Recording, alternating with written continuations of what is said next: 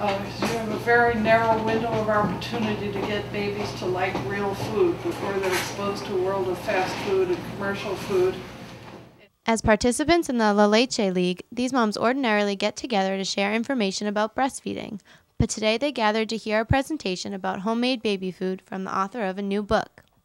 There's lots of advantages to homemade baby food. The one thing I don't have with homemade baby food is shelf life. There's a famous quote about human life is more important than shelf life. But I did have to bring fresh bananas to mush up at the last minute here.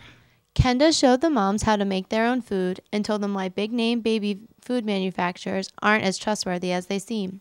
They go after any effort. They're like La Leche League's efforts to promote breastfeeding and homemade baby food.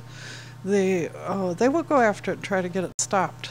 At the end of her talk, Kenda asked those in attendance to try to compare homemade and store-bought versions of baby foods. The differences were pretty obvious, even to me. Mouth rather than not. Somebody knows we're talking about this. Of course, the original homemade baby food is breast milk, and the purpose of La Leche League, whose name actually means milk in Spanish, is to offer support to mothers who breastfeed and to promote a better understanding of breastfeeding's importance for the health of both mothers and babies. The Leche League is a mother-to-mother support group, and we support mothers who are interested in breastfeeding or are currently breastfeeding.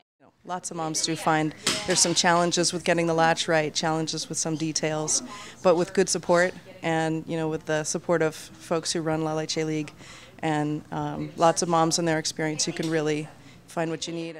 Earlier this year, the popular social networking site, Facebook, caused a huge maternal backlash when it banned images of mothers breastfeeding, claiming some were too revealing. And until this year, women here in Massachusetts who breastfed in public could be arrested and charged with indecent exposure.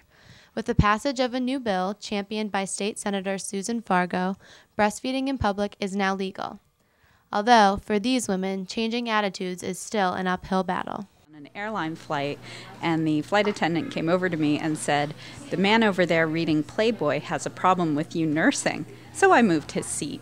It was interesting that people seem to object to the breasts doing their natural function, but they don't have a problem with them being a marketing tool.